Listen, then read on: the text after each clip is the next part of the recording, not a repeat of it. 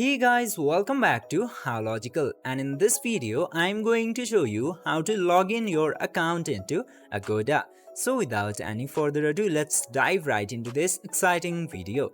Now, in order to log in into your Agoda, you just simply have to open this Agoda application into your device.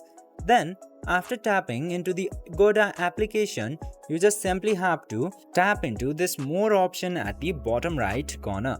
And from there you will get the option of login or sign up. Just simply tap into that option, and now in order to log in you just simply have to enter either your email address or the mobile number, and after that enter your password.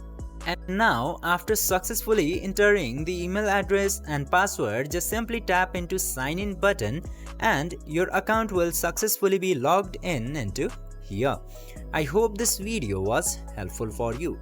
If yes, don't forget to like, share and subscribe to the channel to never miss another update. Thank you for watching the video.